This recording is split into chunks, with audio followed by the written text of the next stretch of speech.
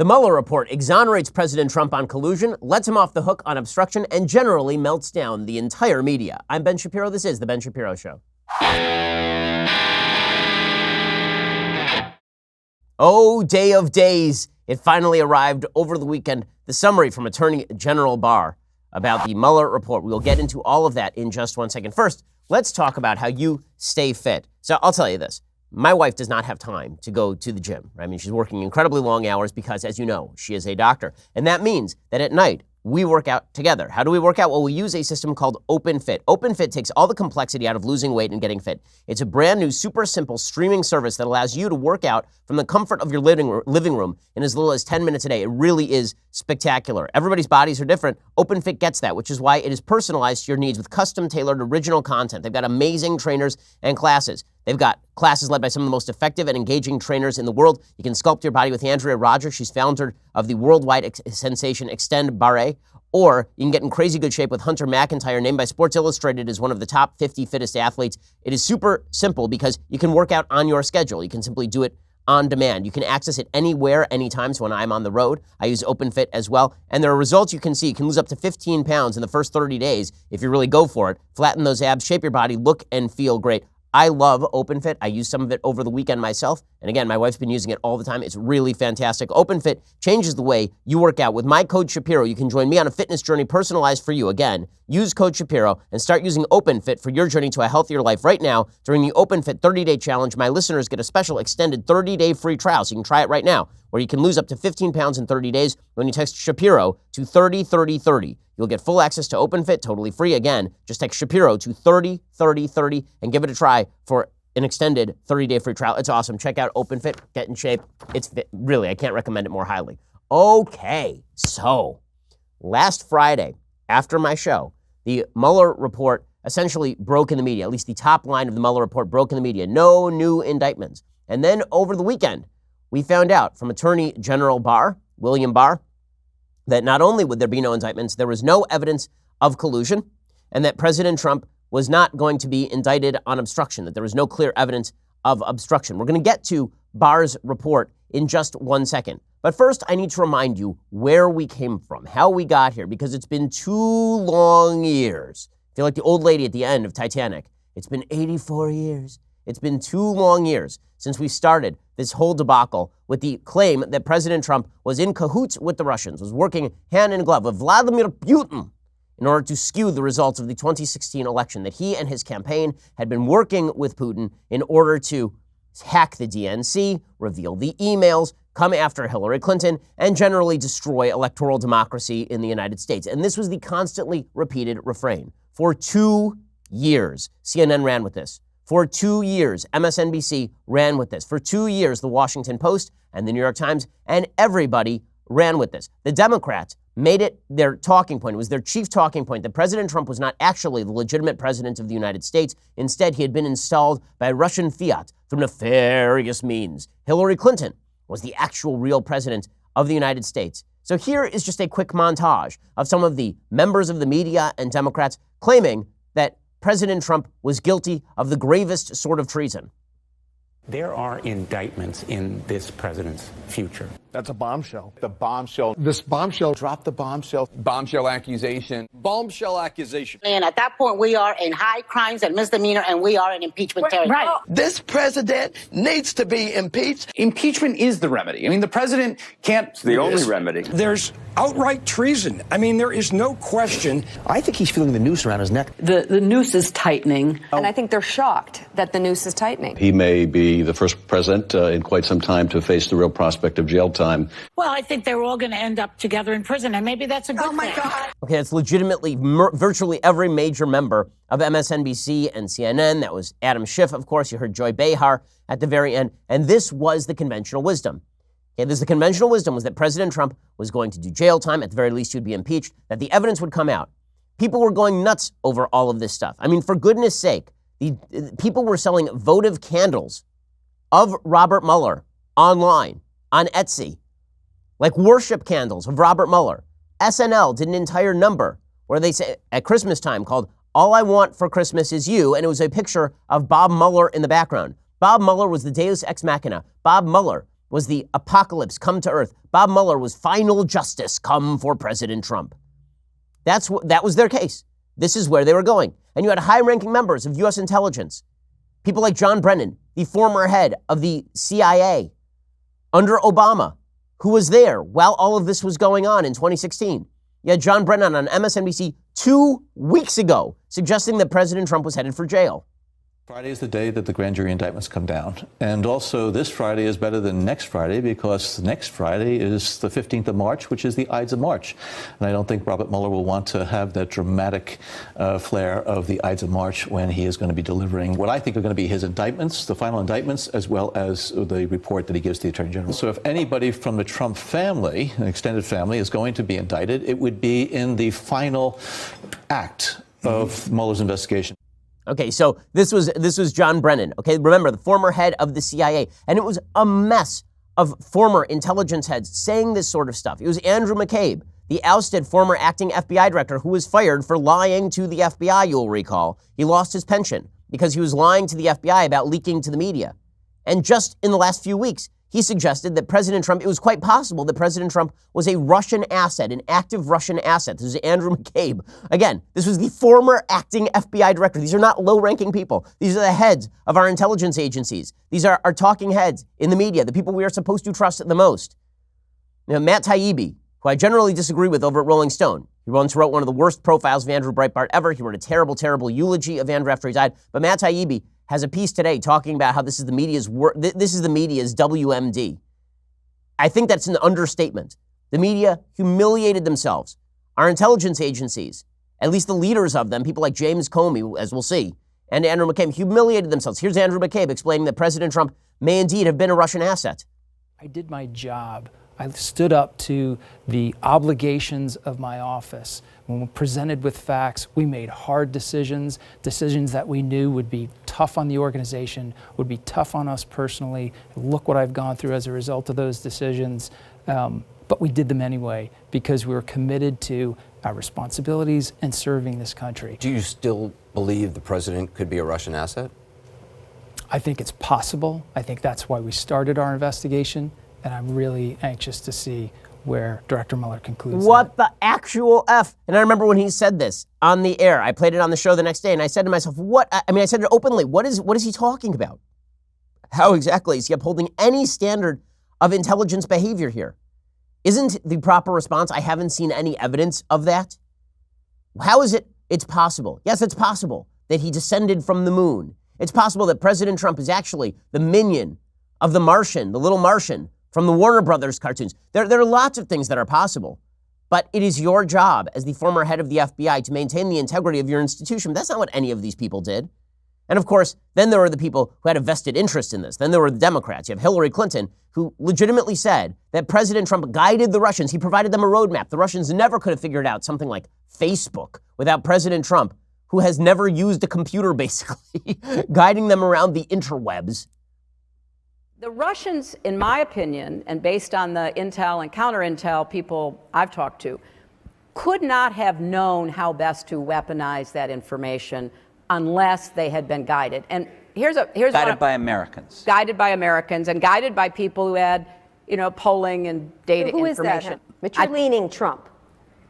Yes. Okay. All right. Yes, I'm leaning Trump. I think it's pretty hard not to. Oh, yeah, of course, it was Trump. It was Trump who stole the election from her. It wasn't that she was a garbage candidate who lost because she ran a garbage campaign to the worst candidate in American history, Donald Trump. I mean, I know that we've created this magical world in which Trump was this world-beating candidate. President Trump had a tape released on him a month before the election in which he said that he was grabbing women by the genitals and then he beat Hillary Clinton. That's how bad a candidate she was. That's why she lost, not because of the Ruskies and not because President Trump was working with Vladimir Putin hand in glove. And then this has dripped down to legitimately every level of the Democratic Party. This myth-making has dripped down to it's become the conventional wisdom. Beto O'Rourke, yesterday, who will jump on any object he could possibly find. And somebody needs to start an account on Twitter called Beto Jumps on Objects, because that's pretty much what he does at this point. He just goes up to tables, he jumps on them. He goes up to small children, he jumps on them. Well, yesterday he jumped on an object, and then he suggests in front of a crowd that President Trump sought to collude with the Russians beyond the shadow of a doubt. He said this legitimately about 2 hours before William Barr dropped his letter. You have a president who, in my opinion, beyond the shadow of a doubt, sought to, however ham-handedly, collude with the Russian government, a foreign power, to undermine and influence our elections. Okay, Okay, so he says all this, and every Democrat has basically echoed this. Maybe President Trump will be impeached on this. Maybe President Trump committed treason. Maybe President Trump was guilty. The entire goal of this was to create a massive shadow over the first couple of years of President Trump's presidency at a very minimum. Time magazine, you'll recall, ran a full cover in which it showed the White House shading into the Kremlin. So halfway across the Time magazine cover, the White House suddenly becomes the Kremlin because the Kremlin is owning and operating the White House. Now, here's the reality. The Kremlin owned and operated the media in the sense that the media did exactly what Vladimir Putin wanted. What Vladimir Putin wanted was to interfere in the election and then have the media run with whatever narrative they felt was most conducive to their point of view and tear the country apart. And they did it. They did it with ease. Now, here's the thing. It wasn't that hard to avoid this error. And forget about being on taking a strong stand in favor of the idea that this was all a mockery or that this is all nonsense. There was a very easy position available to everyone, right, left, and center. The easy position was, I don't know. That was the easy position because nobody knew, right? I didn't know. Mueller may have come down yesterday or Friday. He could have come down with a report that said precisely the reverse. I didn't know. You didn't know. Nobody knew. Now, there were indicators that this report was not going to be a bombshell. There were indicators that there were members of the intelligence community who hated President Trump. There were indicators that nobody had seriously been indicted in the collusion scandal for collusion. They'd been indicted for lying to the FBI. But you didn't even have to leap to the conclusion that this was all some sort of giant setup to simply say, listen, we can wait for the evidence to come out. Bob Mueller has a record as being a good prosecutor and a decent man, and there's no reason to suspect that he is going to come out and destroy President Trump. I'll get to that in just 1 second. First, let's talk about your Second Amendment rights. Attention to all of patriots. This is your last chance to win one of the most popular and advanced 1911s on the market. You see, I've teamed up with the USCCA to give you 7 chances to win $1,234. That is the exact amount you need to buy this very special gun. But it all ends this week. After Friday, March 29th, this gun will be gone. So which 1911 are you winning? Remember, there are the hints. It's lightweight, it's easy to shoot, making it one of the most popular 1911s to carry concealed. It boasts night sights, G10 grips, and comes in a beautiful, flat, dark earth finish. You want to see for yourself? Just text the word WIN to 87222 right now to reveal this gun and instantly lock in your 7 free chances to win it. Law-abiding citizens should be protected. Text WIN to 87222. It is simple, quick, 100% free, but you need to hurry because the incredible giveaway ends this Friday. As an extra bonus, the first 2,000 people to text in will also be sent a free concealed carry guide just for entering. You should be a member of the USCCA anyway. They have fantastic resources. So text the word WIN to 87222 right now for the official rules. Lock in your 7 entries and get your free concealed carry guide now. Before it is too late, text WIN to 87222, WIN to 87222. Okay, so as I say, it was not difficult to take a reasonable position on this particular issue. Now, I understand President Trump was out there saying that Bob Mueller was corrupt, that the entire investigation was corrupt, that it was a witch hunt and all of the rest. And you didn't have to believe that. You also didn't have to believe that the media, that their narrative, that President Trump was a Russian asset, like Kevin Costner in No Way Out. You didn't have to believe that either. You know what you could have said? Why don't we just wait? And then the evidence will come out. Now, not to brag or anything, but this was the only reasonable position in all of this. Okay, the truly reasonable position was, I don't know. I said this to Bill Maher, and Bill Maher couldn't believe it. Do you actually think that Donald Trump colluded with Vladimir Putin? Yes. Do you? You don't? How can you not? Well, I don't think he did it, but his son did it. The people who Mueller is and when indicting. the evidence comes out, I'm happy to go for the indictments. I'm fine with the indictments. Great. Okay, criminal activity is criminal activity. But you see That's what fine. you see. But I'm not going to attribute to Trump something he didn't do when he's too ignorant to have done it. I'm happy to wait for the Mueller indictments, and if they come down and they target Trump, I'm happy to see him impeached. But I need to see evidence. Where's the evidence? Mueller is the one who matters here. Not Rosenstein, but Mueller's not report Sessions, goes to the Deputy Attorney General. And if Trump puts Scott Baio in that position, he can just throw it in the trash. And if he throws it in the trash or quashes the Mueller investigation, then yes, impeachment should be on the table. Okay, so I said all of this stuff, and this was a reasonable position that the left could have taken, but instead they decided to get way out over their skis. Trump was definitely a Russian asset. You heard Bill Maher say that. And on Friday night, he said the same thing. I don't care what the report says. This is the way it's going to go. I don't care what the report says. In the end, what matters is that I believe my narrative, and my narrative suggests that President Trump is guilty. Guilty, guilty, guilty, guilty.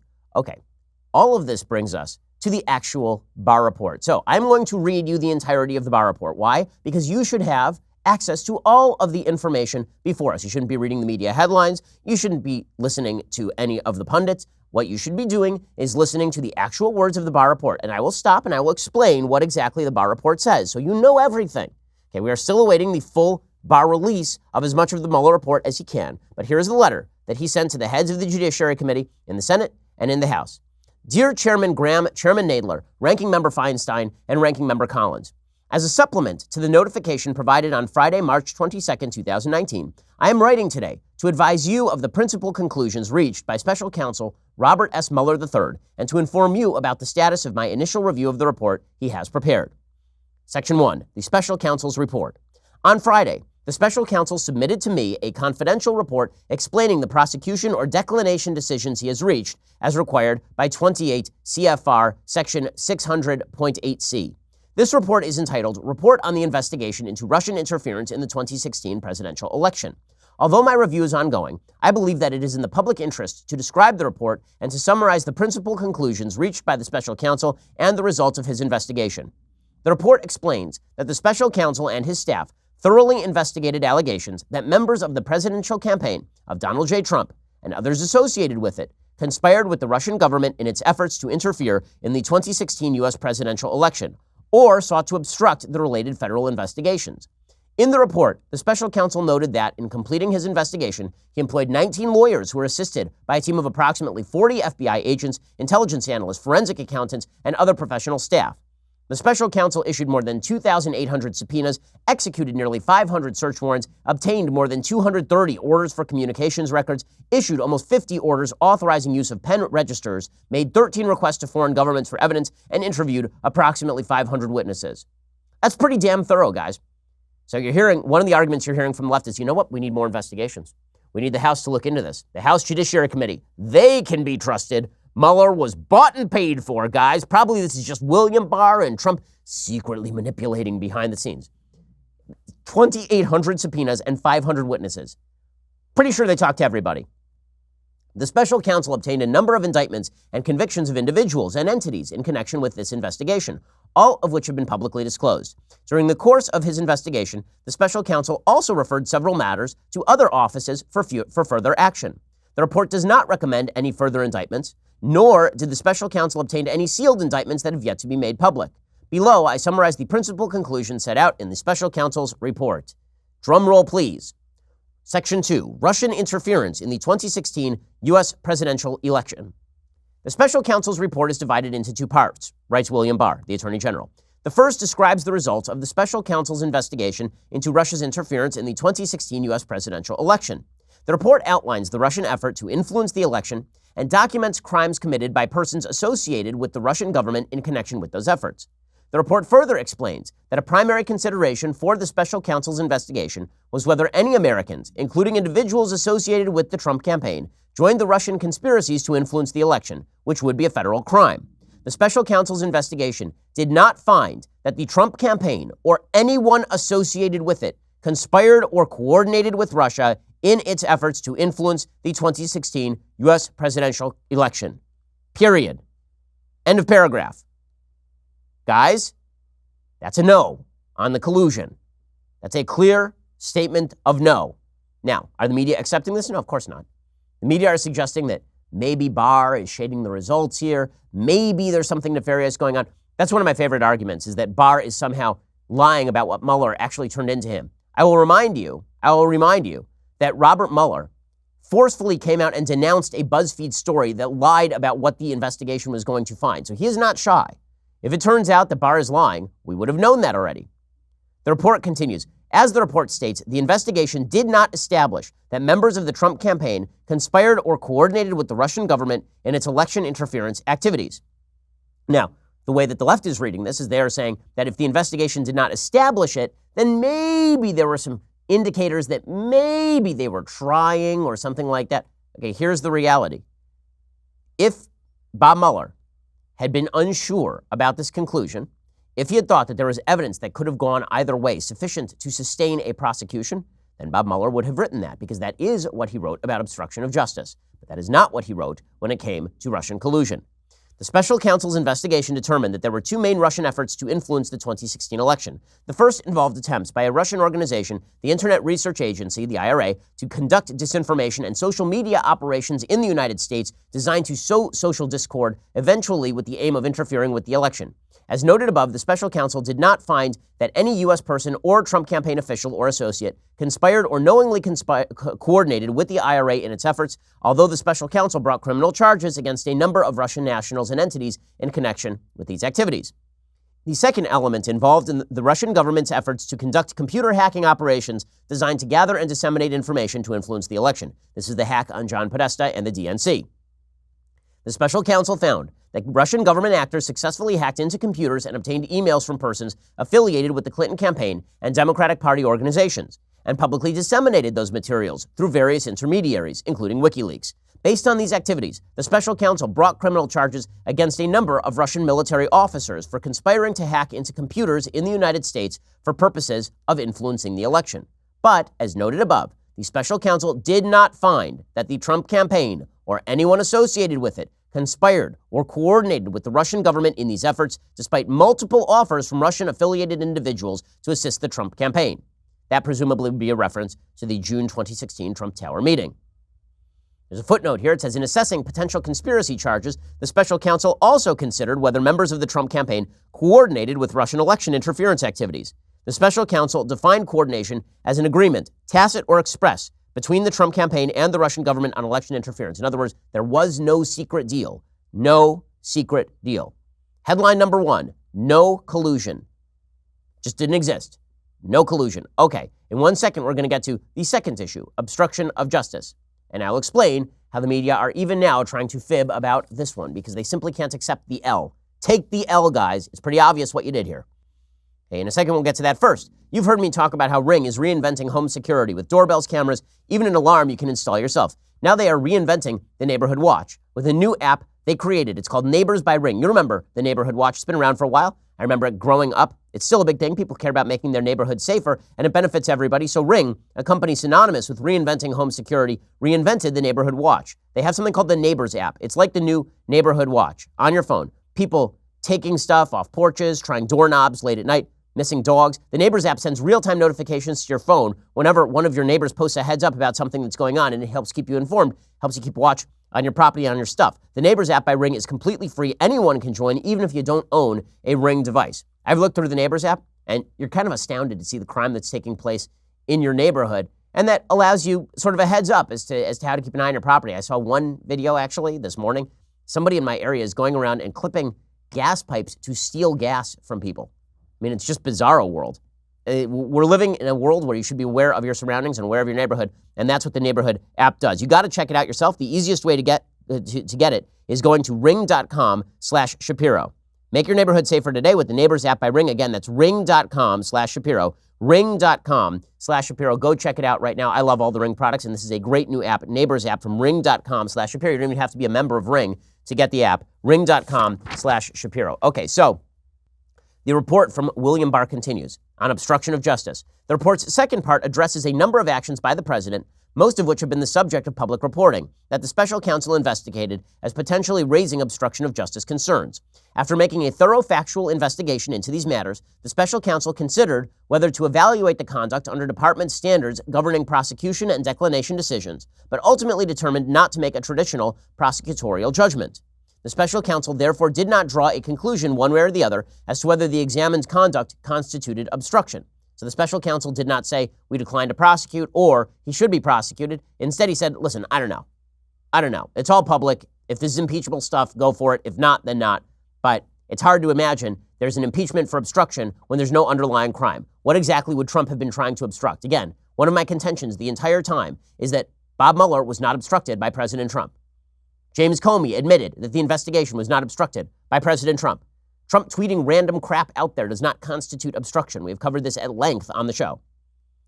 Instead, says Barr, For each of the relevant actions investigated, the report sets out evidence on both sides of the question and leaves unresolved what the special counsel views as difficult issues of law and fact concerning whether the president's actions and intent could be viewed as obstruction. The special counsel states that, quote, while this report does not conclude that the president committed a crime, it also does not exonerate him. And this is the line that the media have been focusing in on. Ooh, it doesn't exonerate him. It doesn't exonerate him. So that means that even if he didn't commit a crime, maybe he's guilty of something. Okay, now here's the reality. We all know what President Trump did here. President Trump put pressure publicly on the Mueller investigation, but behind closed doors, he didn't actually stop anything having to do with the Mueller investigation. Him fulminating on Twitter does not amount to obstruction. Him telling people internally that he'd like to fire Bob Mueller does not amount to obstruction. Him talking about how he'd like this investigation to end. Him talking about how he fired James Comey because he was ticked off with the whole thing. None of that amounts to obstruction. So that is controversial, but it is not controversial from a legal point of view. If Mueller thought that this was an open and shut obstruction case, then he would presumably have recommended charging for obstruction. And a bunch of people on the left saying, well, you can't charge a president with obstruction. That's what he's really saying, that if he weren't president, he'd be charging him with obstruction. That's not what Barr says. What Barr says is that the report does not conclude that the president committed a crime. It doesn't exonerate him because you can't exonerate in a case of sort of public view. What's hilarious about all of this is people saying, well, you know, the president shouldn't be exonerated because obstruction of justice, I mean, that even amounts to the president not wanting to talk to Mueller. No, that's called like a normal legal defense. As a lawyer, the first rule is shut your client up. I've been saying this about Rudy Giuliani since the very beginning. Dude, get your guy to shut up. The special counsel's decision to describe the facts of his obstruction investigation without reaching any legal conclusions leaves it to the Attorney General to determine whether the conduct described in the report constitutes a crime. This is the normal way things work. Now, people are saying, oh, well, William Barr stepped in and shut down the possibility of an investigation, shut down the possibility of a charge here. You know why? Because that's the DOJ's job. You know what you're not supposed to do is what James Comey did with Hillary Clinton. What he should have done is what Mueller did here. He should have said, here are all the facts, laying them out. Now it's up to you, Loretta Lynch, and if you want to shut this thing down, then it's on your head. Well, the same thing happened here for Mueller. Over the course of the investigation, the special counsel's office engaged in discussions with certain department officials regarding many of the legal and factual matters at issue in the special counsel's obstruction investigation. After reviewing the special counsel's final report on these issues, consulting with department officials, including the Office of Legal Counsel, and applying the principles of federal prosecution that guide our charging decisions, Deputy Attorney General Rod Rosenstein and I have concluded that the evidence developed during the special counsel's investigation is not sufficient to establish that the president committed an obstruction of justice offense. Now remember, this is Rosenstein going along with the sue. President Trump's been ripping on Rosenstein. So is the implication here that both Barr and Rosenstein are compromised? As you'll see, the media say yes. Our determination was made without regard to and is not based on the constitutional considerations that surround the indictment and criminal prosecution of a sitting president. In other words, it has nothing to do with he's the president, so he can't obstruct justice. This is just not obstruction of justice, is what Barr is saying. In making this determination, we noted that the special counsel recognized that the evidence does not establish that the president was involved in an underlying crime related to Russian election interference, so hard to obstruct an investigation into a crime that doesn't exist, and that while not determinative, the absence of such evidence bears upon the president's intent with respect to obstruction. Generally speaking, to obtain and sustain an obstruction conviction, the government would need to prove beyond a reasonable doubt that a person acting with corrupt intent is an element of the crime and obstruction, engaged in obstructive conduct with a sufficient nexus to a pending or contemplated proceeding. Right? That is the state of the law. I've described it multiple times on the show. In cataloging the president's actions, many of which took place in public view, the report identifies no actions that, in our judgment, constitute obstructive conduct, had a nexus to a pending or contemplated proceeding, and were done with corrupt intent, each of which, under the department's principles of federal prosecution guiding charging decisions, would need to be proven beyond a reasonable doubt to establish an obstruction of justice offense. In other words, President Trump says a lot of crap. That's the short version. Trump says a lot of crap. And because he says a lot of crap, we can't just say he's exonerated on this, but we also are not going to charge him for saying a lot of crap, because saying a lot of crap, it ain't a crime. Okay, final section of this report from William Barr. The status of the department's review. The relevant regulations contemplate that the special counsel's report will be a confidential report to the Attorney General. As I have previously stated, however, I am mindful of the public interest in this matter. For that reason, my goal and intent is to release as much of the special counsel's report as I can, consistent with applicable law, regulations, and departmental policies. Based on my discussions with the special counsel and my initial review, it is apparent that the report contains material that is or could be subject to Federal Rule of Criminal Procedure 6E, which imposes restrictions on the use and disclosure of information relating to matters occurring before a grand jury. Rule 6E generally limits disclosure of certain grand jury information in a criminal investigation and prosecution. Disclosure of 6E material beyond the strict limits set forth in the rule is a crime in certain circumstances. In other words, I can't just PDF the whole report and put it online. That's a violation of the basic rules of criminal procedure. This restriction protects the integrity of grand jury proceedings and ensures that the unique and invaluable investigative powers of a grand jury are used strictly for their intended criminal justice function. Given these restrictions, the schedule for processing the report depends in part on how quickly the department can identify the 6E material that by law cannot be made public. I have requested the assistance of the special counsel in identifying all 6E information contained in the report as quickly as possible. In other words, he's going to ask Bob Mueller what he's allowed to reveal. So again, this is not Barr trying to redact crap he can't redact. Separately, I also must identify any information that could impact other ongoing matters, including those that the special counsel has referred to other offices. As soon as that process is complete, I will be in a position to move forward expeditiously in determining what can be released in light of applicable law, regulations, and departmental policies. As I observed in my initial notification, the special counsel regulations provide that the Attorney General may determine that public release of notifications to your respective committees would be in the public interest. I have so determined, and I will disclose this letter to the public after delivering it to you. Sincerely, William Barr, Attorney General. Okay, that's the entirety of the letter, so you have now heard it from beginning to end. So now you can make up your own mind on what the media are telling you about all of this. Suffice it to say, my belief is that the media are deliberately attempting to shade this report because they humiliated themselves. There's not just egg on their face. They went to a chicken farm. They took every egg in the chicken farm. They shattered it over their own head. The egg covers them to the extent that they are now up to their nose in egg. And yet the media are going to continue to pretend that this was all done on the up and up, that they handled this exactly right. We're going to get to President Trump's reaction to all of this in just a second. Plus, I do want to discuss the blowback that should take place not just in the media, not just people who should sit down for a while and have a big think on what exactly they did here, but also there should be blowback in terms of, presumably, members of the government if sufficient evidence can be shown that this was done with bad faith, that it wasn't just stupidity and confirmation bias. Now, my tendency is to believe that members of the government, like everyone else, is just dumb, that stupidity governs, and that everybody who was involved in this thing got caught up in the wave of emotion. They didn't like President Trump, and then they let that confirmation bias shape the nature of this investigation. Is that criminal? Doubt it.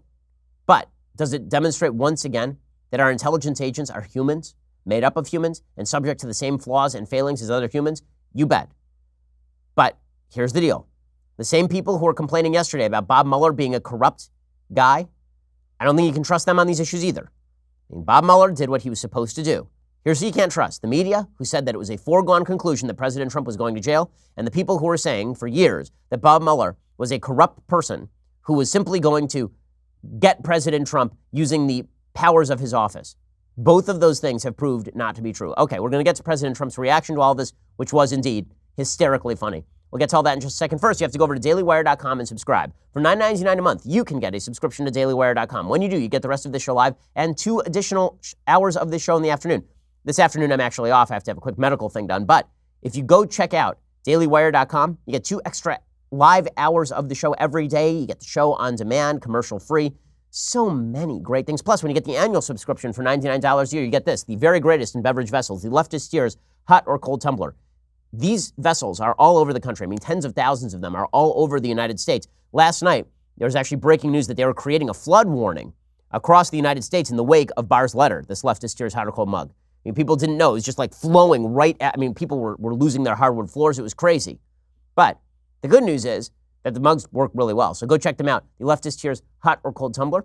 Check that out. You get that with your annual subscription. I will also remind you that my book, The Right Side of History, is still on sale everywhere. It is still the #1 nonfiction book on Amazon. It has been for nearly a week. It is still the #1 nonfiction book, new nonfiction book on Barnes & Noble. So please help keep it going. We really appreciate it. And I think it's an important book. So go check that out right now. Also check us out at YouTube or iTunes. We have great new Sunday specials coming out. Those become Saturday specials when you are a subscriber. We are the fastest growing conservative podcast and radio show in the nation.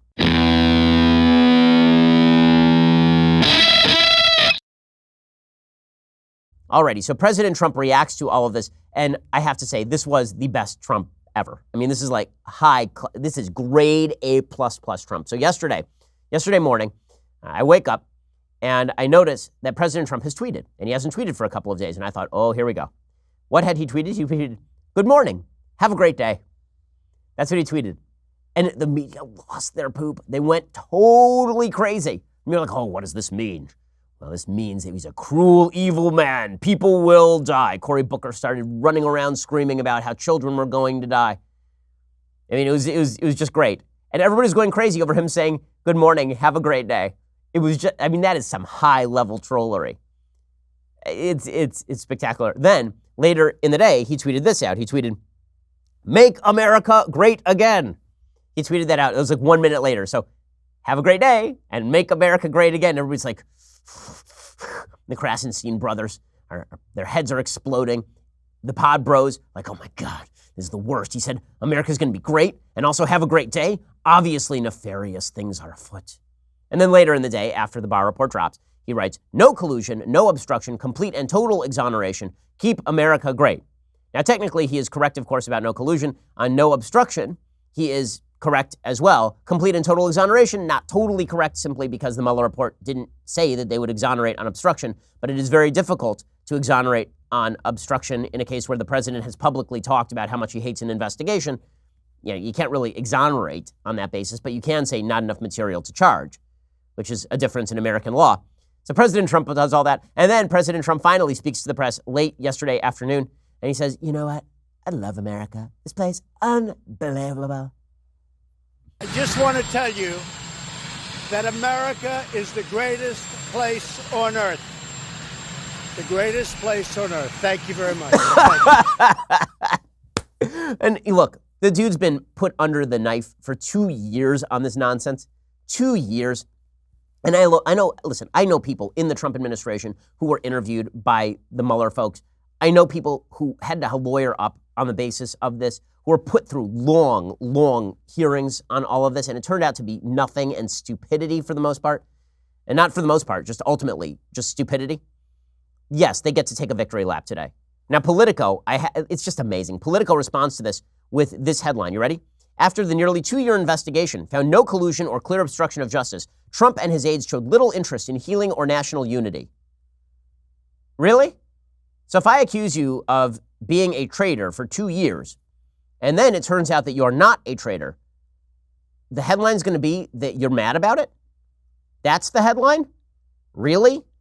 Well, President Trump wasn't done. He said, listen, this is an illegal takedown that failed. Now, here's where we get into the question of what happens next. There's been some talk on the right about we should go after and prosecute people who are members of the FBI. Well, then we have to look at the criminal standards the same way we did for President Trump. Did they commit a crime? Was it a crime for the FBI to get out over its skis? Was it a crime for them to investigate without convicting people for not committing crimes? In other words, was an investigation that was founded on flimsy rumors, is that criminal in and of itself? Should people go to jail for that sort of thing? Or was it an investigation that was founded on rumors that had to be taken seriously, at least at the time, and then it sort of grew based on the stupidity and confirmation bias of people who didn't like President Trump? Is any of that criminal? And if it's not criminal, then maybe this speaks to what kind of power the intelligence agencies should have overall, because they are staffed with human beings.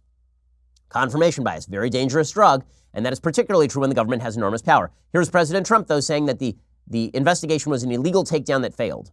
It was a complete and total exoneration. It's a shame that our country had to go through this. To be honest, it's a shame that your president has had to go through this before I even got elected. It began. And it began illegally. And hopefully somebody's going to look at the other side. This was an illegal takedown that failed. Okay, so we will find out whether it was an illegal takedown that failed. Again, I think it's easy to jump the track here and suggest that what needs to happen now is an investigation into Fusion GPS, that maybe Fusion GPS should be prosecuted for leaking material to the FBI. It's the FBI's job to check out the material. If you make a police report, and that police report is based on evidence that is not put out there necessarily falsely, but is just rumor mongering, it is the police's report, it's the police's job to differentiate between false and truthfulness. The people who obviously blew this are the members of the FBI and the members of the media.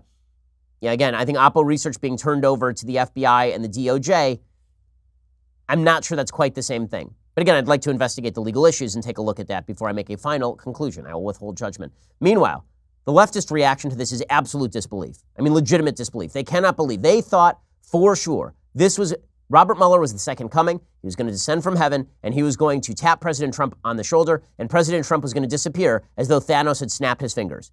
He's just going to turn into a bowl of ash. Well, that didn't happen, and the Democrats were having none of it. Here was Sheila Jackson Lee saying that she simply doesn't accept the findings. So, I mean, that's important because obviously we need Sheila Jackson Lee to accept the findings because nothing.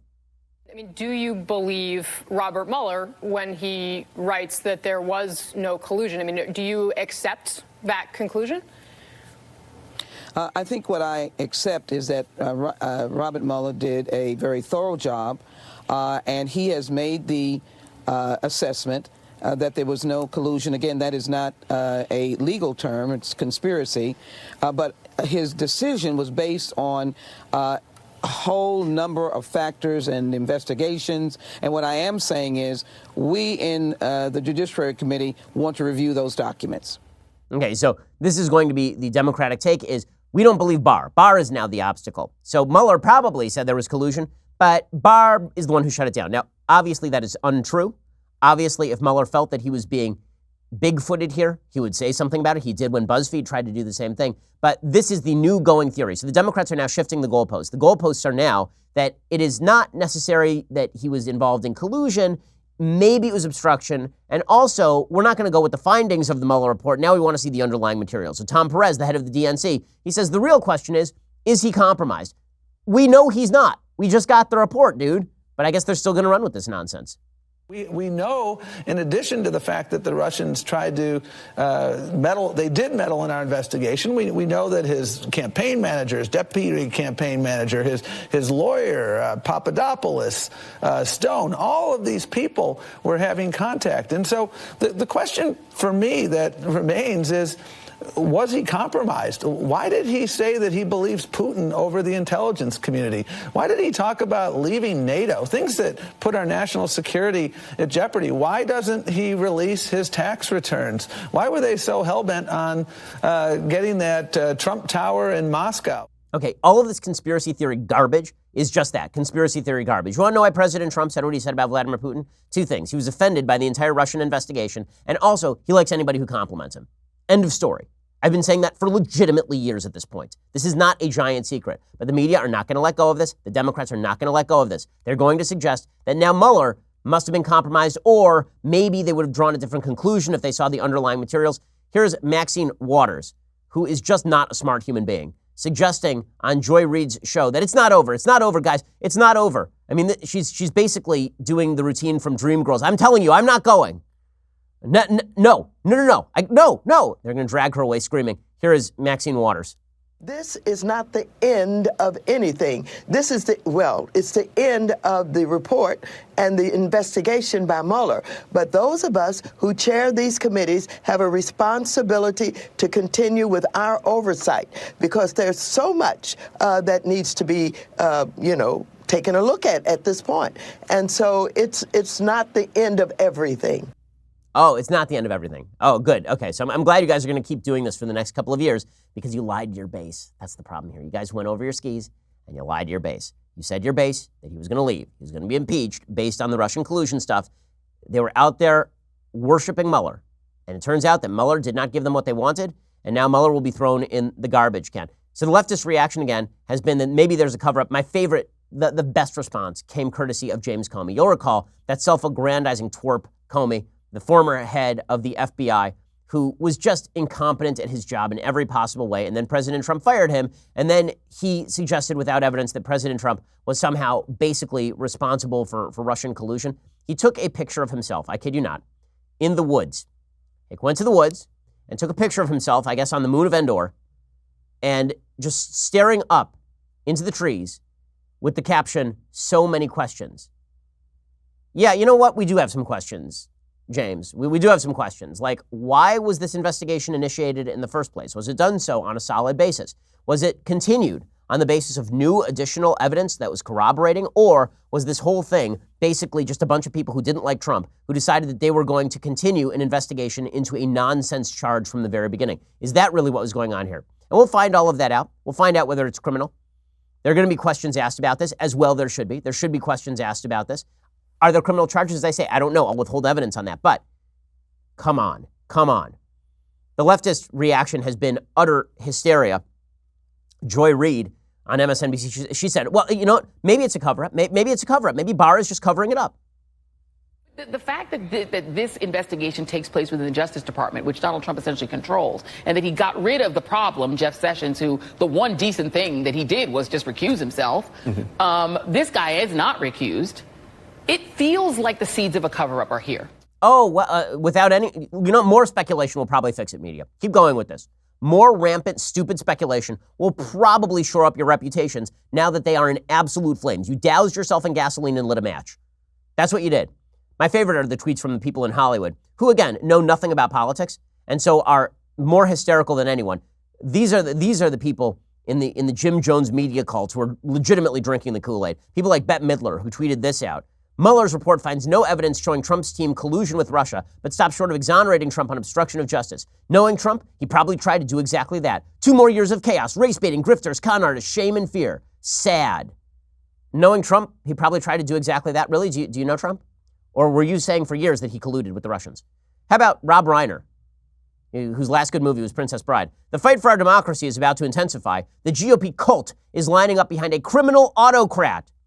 Is there any where's the criminality here? Have you shown some proof yet? That'd be good. How about some of that? You got John Cryer from 2.5 Men, who's tweeting out, this is why Trump appointed Barr, because to cover it. And then there's George Takei. Oh my. If William Barr summarized Romeo and Juliet, he'd probably say that Romeo murdered Juliet's cousin, was banished for it, and is now dead. Let's wait to hear the full story. Yeah, it's probably that Barr is just blowing the findings, even though he's going to release the vast majority of this stuff. The best reaction, though, was reserved for media watchdog Brian Stelter over at CNN. Now, I've been on Brian's show. Seems like a nice guy, but this is crazy stuff. Here's Brian Stelter suggesting, you know what? Maybe we shouldn't have done so much speculation, but speculation has value too, guys. It really does. There is a big difference. There is a big difference between news and opinion. And I realize it can be hard to tune out all the noise and just tune into the news these days. But if I had to pick speculation or solid reporting, I would pick solid reporting in a second. I bet you would too. Reporting is what adds the most value. Finding out something new, putting out new information into the world is the best feeling in journalism. It's the greatest value add. That's what hundreds of journalists have been doing, trying to solve pieces of this Trump-Russia puzzle. But here's the thing, speculation actually has value too. It helps open our eyes, helps open our minds to what's possible. Okay, so speculation helps us. That's what it is. It's just mind expanding, guys. That's all we were trying to do was expand minds. When we were on Chyrons for 2 years about how Trump was lying about Russian collusion, and then in parentheses, Trump would say, no collusion, in parentheses, hasn't been proved. Now I'd like to see CNN run a Chiron that says, CNN for 2 years ran with collusion. It never happened, in parentheses. Man, they humiliated themselves, and they deserve every bit of the blowback they are going to get from the American public and from other members of the media and from it's just, what a botched job. What a botched job for 2 years. Full craziness. Okay, time for some things I like and then some things that I hate. So, things that I like. There's a movie that was nominated for, was it nominated for Best Picture? I don't think so. I think it was nominated for Best Screenplay. It won Best Foreign Picture. And the movie is called Cold War. It's basically about a love affair in Cold War Poland. It is a good movie. The basic notion of the movie is that there is this guy who is the head of the music program in Poland. He falls in love with one of the women who is part of his act. He defects to the West. She follows him. And then it's about their romance in the middle of the Cold War. The underlying unease with the film, of course, is really not about their relationship. It's about the fact that whenever they're in the West, their relationship seems to fall apart. Whenever they are in the East, meaning in Poland, when they're on the other side of the Berlin Wall, then their relationship seems to solidify. But that is simply because of the pressures on them. And so it's kind of fascinating that way. Here is a little bit of the preview. It is a foreign language film, so I'm not going to play too much of it. The So she's a jazz singer. He is a jazz arranger. And it's an effective movie. It's an effective film. It has some things to say about the nature of communism. And it also has something to say about the nature of human relationships and whether a relationship is really solid if it can't maintain itself when there aren't outside pressures on it. Okay, time for some things that I hate. So many things that I hate today. Many a thing that I hate. So thing number one that I hate. In the aftermath of the New Zealand shootings, as we already know, there was a move to ban guns, essentially, in New Zealand. There was going to be a full-scale attempt to seize semi-automatic weapons. But that was not the only violation of freedoms in New Zealand. This is why knee-jerk responses to tragedy are usually a bad idea. According to USA Today, the chief censor of New Zealand. Now, first of all, why do they have a chief censor in New Zealand? Does that seem like a free speech thing to you, to have a chief censor? How would you like to have a chief censor in the United States? Does that sound like a good idea or a bad idea? It's funny, I'm not seeing members of the left going, in New Zealand, they can just ban speech. Why can't we do that here? I mean, they take shooting seriously over there. They just ban things. It's so funny. The same people on the left who say, when it comes to the Second Amendment, why look at New Zealand? It's just great. They can summarily ban guns. Not seeing the same sort of reaction when it comes to banning speech. Their chief censor has banned the 74-page manifesto written and released by the evil piece of crap who slaughtered 50 people at 2 mosques in the city of Christchurch. The ban was issued on Saturday. It means that anyone caught with the document on their computer could face up to 10 years in prison. Anyone caught sending it could face 14 years in prison. Now, I've encouraged people not to read the manifesto because I don't think that this guy's evil ideas should spread. And I've encouraged people not to use his name. Do I think somebody should go to jail for 10 years for having the document on their computer? I mean, hell, I've got the document on my computer because I had to read it to cover it for the show. I have the document on my computer because I had to actually read it so that I knew what exactly the media were saying about it and whether it was true or not. 10 years in prison for having a document on your computer? How in the world is that a proper response to an act of evil?